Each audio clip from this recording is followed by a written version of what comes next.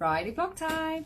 This week we're going to talk about Calcaneal Apophysitis. If you can say it, well done to you. If you can't, say Sever's disease. What is it? Well, essentially, it's one of the largest causes of heel pain in younger people. So we're talking like older end of children. So for girls, you're talking about 8 to 12, and for boys, about 10 to 14. So why does it affect kids in this age group? Well, essentially, when girls and boys are hitting that sort of age range, they're going through quite a fast period of growth. And what can happen is the muscles aren't growing at the same sort of speed. So some can take a little bit longer to catch up. And if you're playing quite high impact sports, things that are putting a lot of pressure on your heels, then it can cause pain. So the apophysis is essentially a growth plate. So it sits underneath your heel bone, and and as you get older it all fuses to part of your heel bone.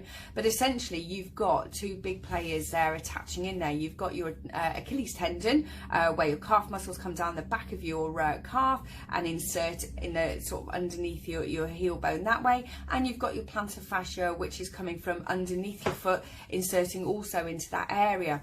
So if you have high arch types, low arch types, say you're doing very high impact sports, all of these things can really pull on this growth plate, and that can cause quite a lot of inflammation.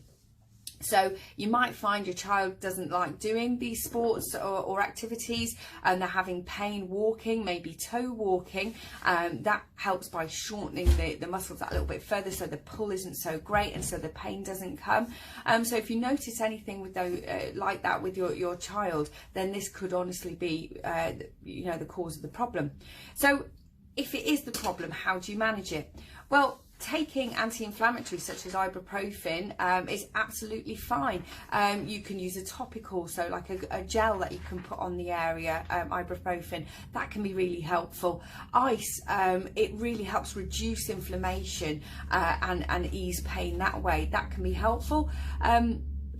Insoles going into shoes, super supportive footwear, good trainers, good school footwear, again really important, something that holds itself to them, so nothing that's really slip on or flimsy. Ballet pumps, I hate them, but yeah, you want something that's good and supportive and it's going to hold itself to your foot. So like I say, insoles can be really helpful, just again to provide a bit of support and sometimes a little bit of shock absorption. But ultimately, stretch, stretch, stretch. If you go back onto our videos, we have a video on stretching for plantar fasciitis.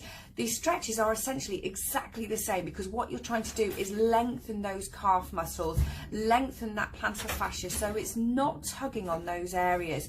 Now, the pain can take anywhere from a few weeks to a few months to a couple of years to resolve, but it will go. It is all part of a process of growing older for some kids, unfortunately. But as always, if you've got any questions, by all means, please ask us. Share away to any of your friends that you think might need to know this information. And we'll see you again next week. Thank you. Bye.